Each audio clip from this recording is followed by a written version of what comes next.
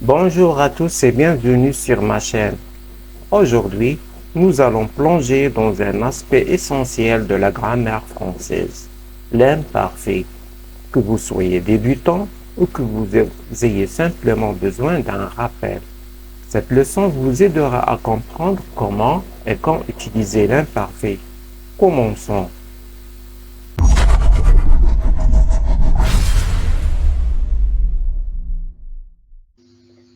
L'imparfait est un temps du passé en français. Il est utilisé pour décrire des actions continues ou répétées dans le passé, ainsi que pour donner des descriptions ou parler de sentiments. Par exemple, on pourrait dire « Quand j'étais petit, je jouais au football tous les jours ». Ici, « était » et « jouer » sont à l'imparfait, qui montrent des actions habituelles et répétées dans le passé. Formation de l'imparfait. Astuce. Pour former l'imparfait, on commence avec la conjugaison du verbe à la première personne du pluriel, c'est-à-dire nous au présent. Ensuite, on garde la racine et on enlève la terminaison ONS, ONS du présent, et on ajoute les terminaisons de l'imparfait. Comme vous voyez, AIS, AIS, AIT, IONS, IEZ, AIENT. Prenons l'exemple du verbe parler. Je parlais, tu parlais, il parlait, nous parlions, vous parliez, il parlait. Hier, j'ai mangé une pizza. Ici, le passé composé est utilisé pour montrer que l'action a commencé au passé et terminé au passé. Maintenant, je mange plus de pizza. Bravo! Maintenant, je vous propose la correction des exercices du fichier Coquelicot, page 6, numéro 1, 2 et 3. Bien. Passons maintenant à la correction de l'exercice numéro 1. On vous demande ici de conjuguer le verbe suivant à l'imparfait. Le verbe devoir. Je, devais, tu, devais, il ou bien elle, devait, nous, devions, vous, deviez, il ou bien elle, devait. Le verbe pouvoir. Je pouvais, tu pouvais, il ou bien elle pouvait, nous pouvions, vous pouviez, il ou bien elle pouvait. Le verbe être. J'étais, tu étais, il était, nous étions, vous étiez, il ou bien elle, vous étiez. Avoir. J'avais, tu avais, il ou bien elle avait, nous avions, vous aviez, il ou bien elle avait.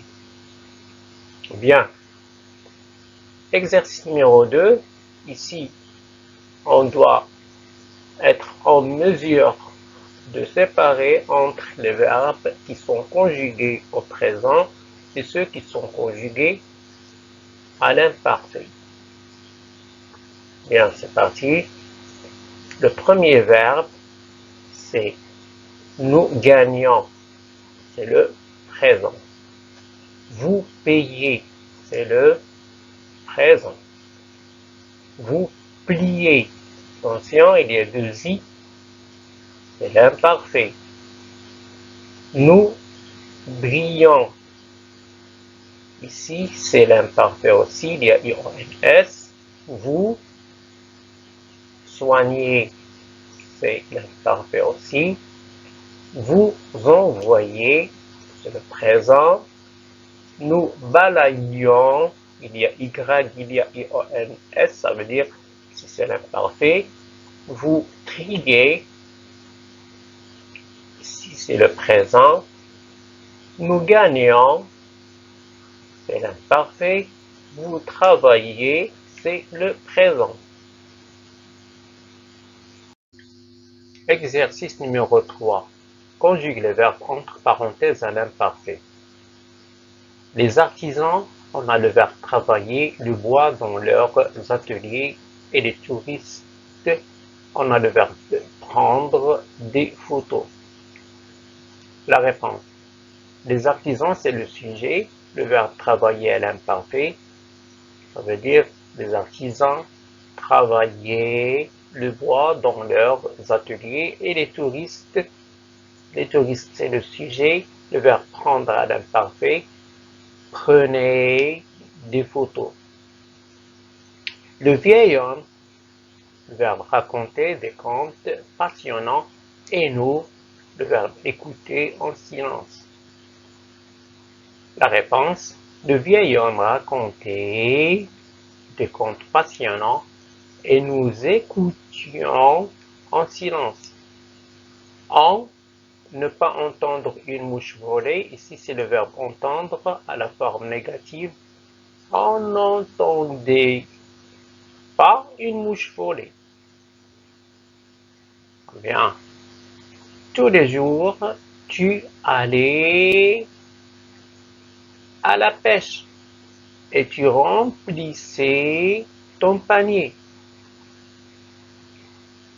Vous, on a le verbe finir, vous finissiez l'école en fin d'après-midi et vous partez. Ensuite, vous entraînez au stade. Le verbe rentrer ensuite à la maison, c'est vous rentriez ensuite à la maison. Voilà, c'est tout pour la leçon d'aujourd'hui sur l'imparfait. J'espère que vous avez mieux compris comment et quand l'utiliser. Si vous avez des questions, laissez-les dans les commentaires, je serai ravi d'y répondre. Pensez à vous abonner à la chaîne pour ne pas manquer les prochaines leçons. Merci d'avoir regardé. À bientôt.